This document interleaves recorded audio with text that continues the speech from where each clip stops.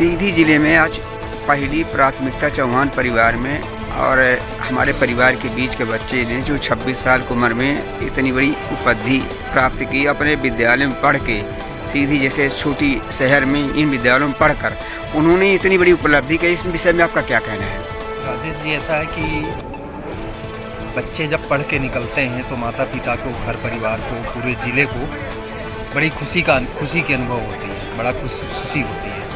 और यह सब हम लोगों के लिए गर्व का विषय है कि हमारे विद्यालय परिवार के संचालक आदरणीय भाई श्री कुमार सिंह जी के बच्चे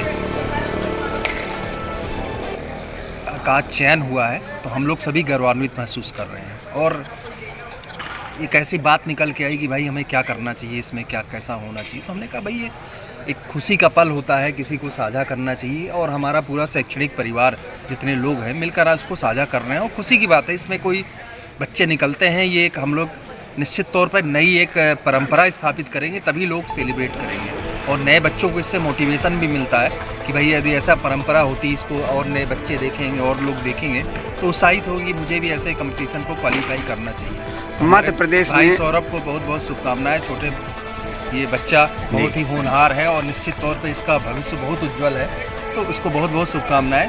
और ये निरंतर समाज के प्रति अपने दायित्व का निर्वहन करे, ईमानदारी, निष्ठा, लगन के साथ, और समाज सेवा में हमेशा जुड़ा रहे।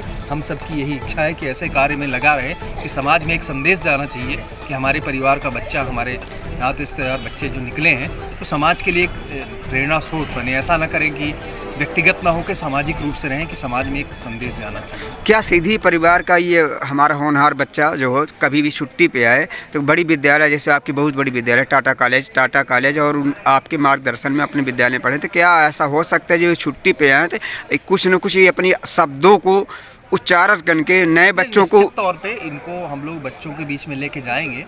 जो भी विद्यालय हैं, महाविद्यालय हैं जिनमें काम कर रहे हैं नए बच्चे हैं, तो इनका कुछ मार्गदर्शन के लिए 10-20 मिनट 30 मिनट का इनका मार्गदर्शन रखेंगे, जिससे बच्चे देखकर मोटिवेट होते हैं।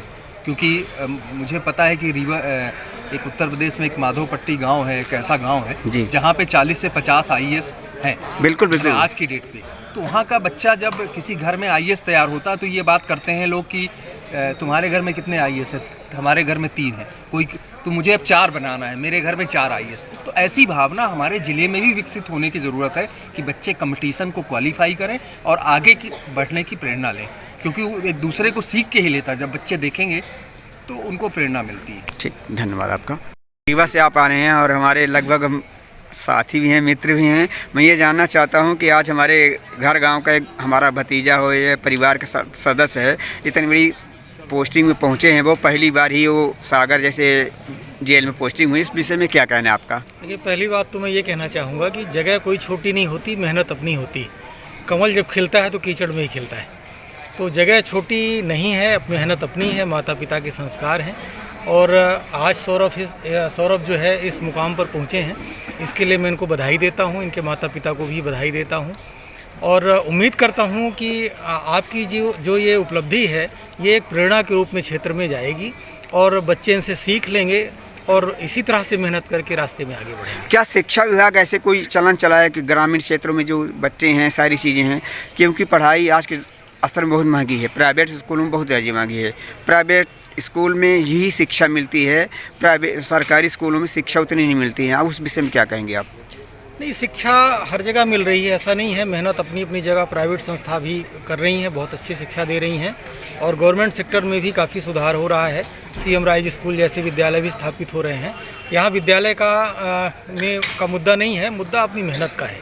अच्छे संस्कार माता पिता से लेकर बच्चे जब मेहनत में आगे निकलते हैं और एक प्लान करके आगे बढ़ते हैं शुरू से ही, तो जैसे अभी मैं आपको बताना चाहूँगा कि व्यावसायिक शिक्षा का एक नया चलन शुरू हुआ है और व्यावसायिक शिक्षा को लेकर के बच्चे पहले से ही अपना उद्देश्य निहित कर लेते हैं, निश्चित कर लेते हैं और उसी उद्देश्य, उसी लक्ष्य को लेकर जब आगे बढ़ते हैं तो उनको निश्चित रूप से सफलता मिलती है।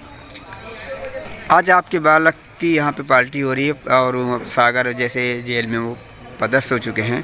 आप अपने पुत्र के प्रति क्या प्रेरणा और क्या उद्देश्य रखते हैं कि सीधी जिले के और सीधी वासियों के लिए कैसे उद्देश्य होने चाहिए कि हर बच्चा क्या भविष्य के लिए करेगा? देखिए, सबसे पहले तो इसमें सबसे मेन जो मतलब रोल होता है तो माता पिता का होता है, समझिएगा।